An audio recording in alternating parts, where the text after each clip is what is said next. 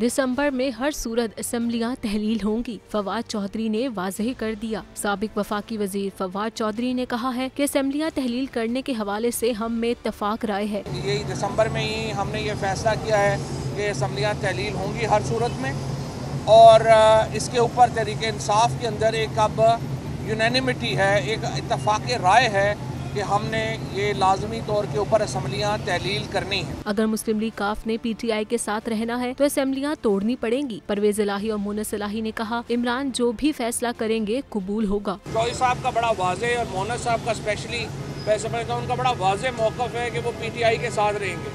PTI के अगर साथ रहना है तो असम्बली तोड़नी पड़ेगी। फवाद चौधरी का कहना था कि यहाँ पर तो इमरान खान की FIR दर्ज नहीं हो रही तो बाकियों की क्या होगी। इलेक्शन कमीशन के खिलाफ मुतादिद केस फाइल किए हैं जिन पर समाअत नहीं हो रही। अदालतों को आजम सवाती, अरशद शरीफ, शहबाज गिल केस का आज़ादाना फैसला करना चाहिए। अदालतें हैं, उनको जो आज़ादाना फैसले करने चाहिए, चाहे वो आजम सवाती का केस हो, चाहे वो शहबाज गिल का केस हो, और सबसे बढ़ के अरशद शरीफ की जो शहादत का केस है, हमें वो आज़ादाना जिसकी जो तवक्को की जाती है एक जुडिशल सिस्टम से, उस तरह के फैसलों की फैसले जो हैं वो नज़र नहीं आ रहे। इन्होंने कहा कि हमारी रियासत अवाम के दरमियान है और अवाम ही लीड करेंगे। हम पाकिस्तान को एक जमहूरी रियासत बनाना चाहते हैं। हमारा एजेंडा एक ही है, इलेक्शन कब कराने हैं।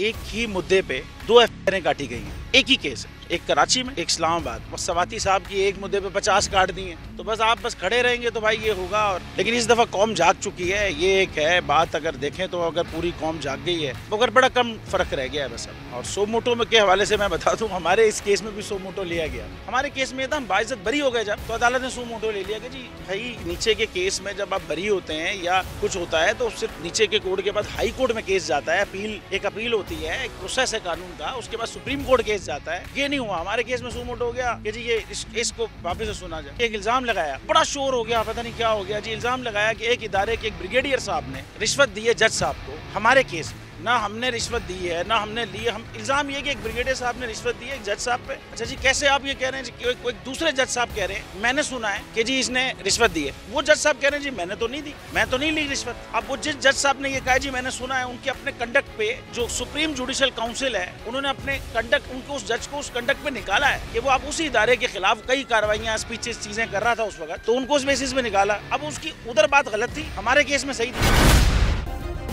सब्सक्राइब करें और बेल दबाएं ताकि कोई खबर रह न जाए।